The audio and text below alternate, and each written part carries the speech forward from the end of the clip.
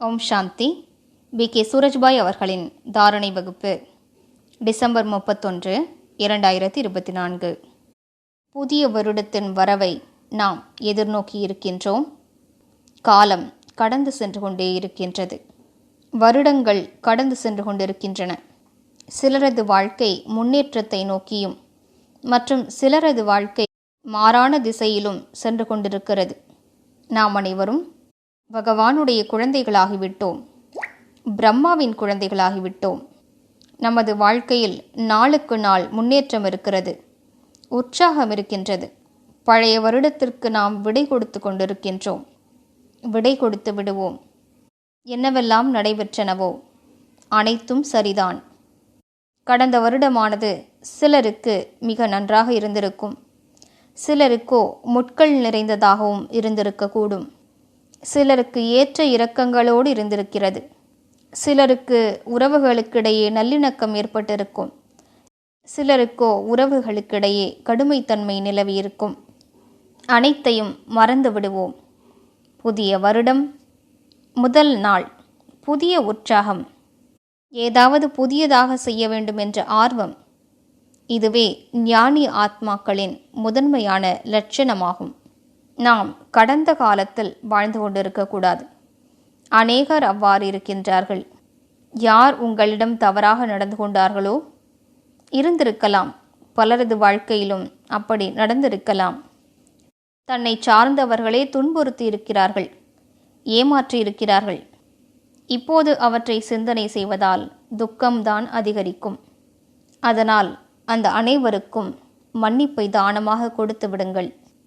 நீங்கள் சுகமாக இருங்கள், உங்களுக்கு நல்ல புத்தி கிடைக்க பெறட்டும் என்று அவர்களுக்கு ஆசிகள் வழங்குவோம். இதுவே மகான் ஆத்மாக்களாகிய நமது கடமையாகும்.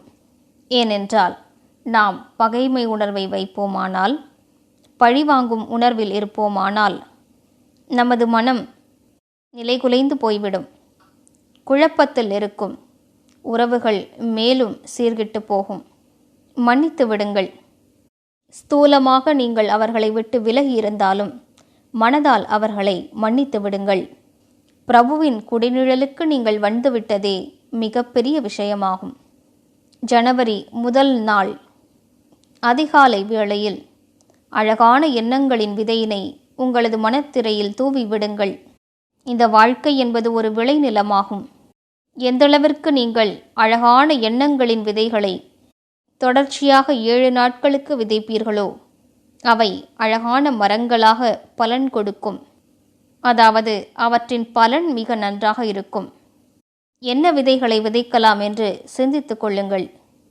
2025 என்பது உலகத்தவரின் பார்வையில் கூட இயர் ஆஃப் ஸ்பிரிச்சுவாலிட்டி என்று கூறப்படுகிறது. இந்த வருடத்தில் என்னவெல்லாம் நடக்கப் போகின்றன என்று தெரியாது. தலைகீழான விஷயங்கள் நடந்தால் கூட பரமாத்ம வெளிப்பாட்டின் பக்கமே அது அழைத்து செல்கிறது. எனவே அதிகாலையில் எழுந்து பாபாவுக்கு குட் மார்னிங் கூறி அவரது வரதான கரத்தை தலைமீது அனுபவம் செய்யுங்கள். பாபா எனக்கு திருஷ்டி கொடுத்து கொண்டிருக்கிறார். நாம் ஒவ்வொரு நாளும் பாபாவிடம் திருஷ்டி பெற வேண்டும். மேலும் முழு உலகிற்கும் திருஷ்டி கொடுக்க வேண்டும். பாபாவிடம் ஆசிகள், வரங்கள் ஆகியவற்றை பெற்றுக்கொள்ள வேண்டும். அழகான எண்ணங்களால் நமது சித்தத்தினை நிரப்பிக்கொள்வோம். நான் வள்ளலாவேன், படைப்பாளராவேன், வரங்களின் வள்ளலாவேன். நான் கொடுத்து கொண்டே இருக்க வேண்டும். நானே இவ்வுலகில் மிகப்பெரிய அதிர்ஷ்டசாலி. தடைகளை அழிப்பதற்கான சக்தியினை பாபா எனக்கு வழங்கியிருக்கின்றார். எனது வாழ்க்கையின் அனைத்து தடைகளும் விரைவாக அழிந்துவிடும். 2025 சுகங்களால் நிரம்பிய, ஆனந்தத்தால் நிரம்பிய, அன்பினால் நிறைந்த வருடமாக இருக்கும். எனக்கு வரமாகி வந்து கொண்டிருக்கிறது. எனவே ஒவ்வொருவரும் அடுத்த வருடத்திற்காக நன்றாக திட்டமிடுங்கள். மேலும் யார் உயர்ந்த முயற்சியாளர்களோ, யார் வெற்றிமணி மாலையின் ரத்தினங்களோ அவர்கள் ஒவ்வொரு மாதத்திற்கான திட்டமிட வேண்டும்.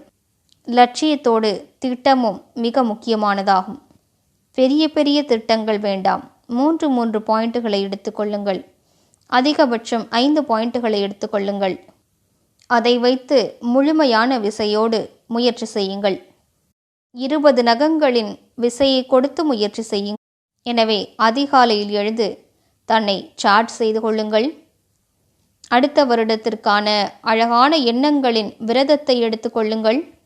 நான் இன்றிலிருந்து இதனை செய்ய போகிறேன், அல்லது இன்றிலிருந்து இதனை விட்டுவிடப் போகிறேன் என்று விரதம் எடுத்துக்கொள்ளுங்கள்.